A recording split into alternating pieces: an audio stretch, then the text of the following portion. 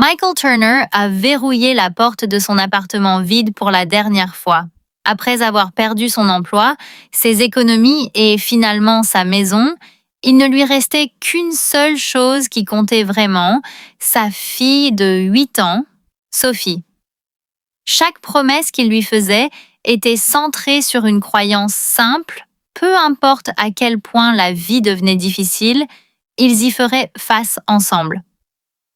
Quelques mois plus tôt, Michael était un directeur des opérations respecté dans l'une des plus grandes entreprises alimentaires de Seattle.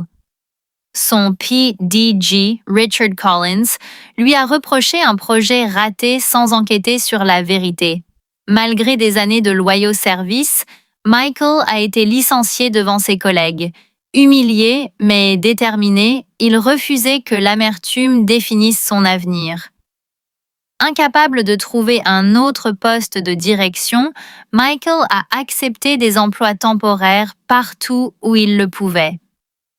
Un après-midi, alors qu'il livrait des fournitures dans un quartier calme, il a remarqué une boulangerie abandonnée avec des fenêtres poussiéreuses et une enseigne à vendre fanée. Quelque chose dans le petit bâtiment lui rappelait les matins heureux de son enfance passés à faire du pain avec sa grand-mère. En utilisant la dernière de ses indemnités de départ et un petit prêt d'une coopérative de crédit communautaire, Michael a acheté la boulangerie négligée. Des amis ont qualifié la décision d'imprudente, mais Sophie a souri en nettoyant ensemble les étagères cassées. « Cet endroit est déjà chaud ?» murmura-t-elle.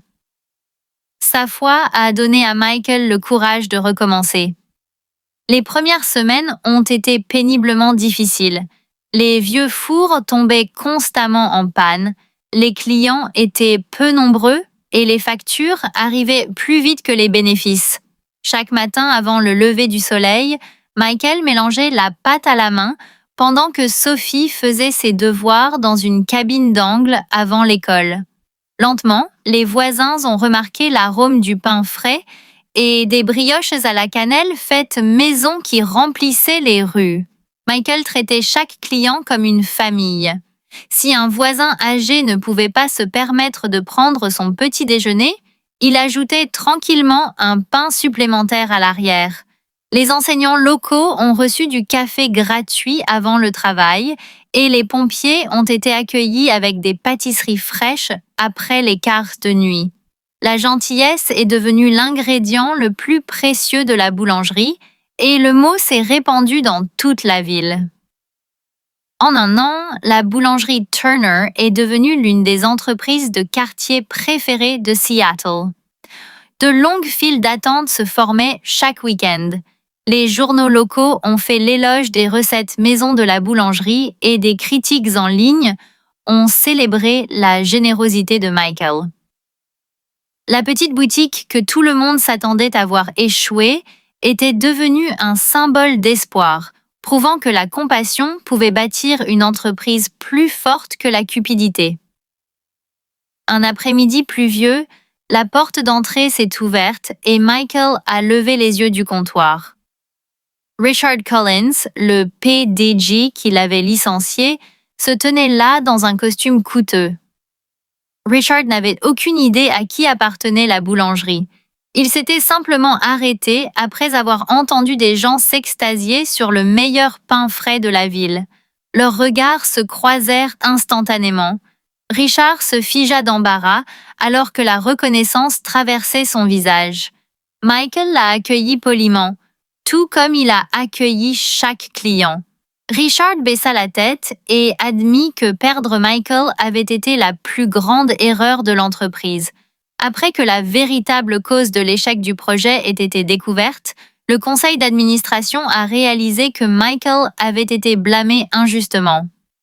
Richard a expliqué que l'entreprise avait souffert d'une baisse de morale, d'un leadership médiocre et de la démission de plusieurs employés talentueux. Il a offert à Michael un poste de direction avec un salaire impressionnant, espérant qu'il reviendrait et aiderait à reconstruire l'entreprise.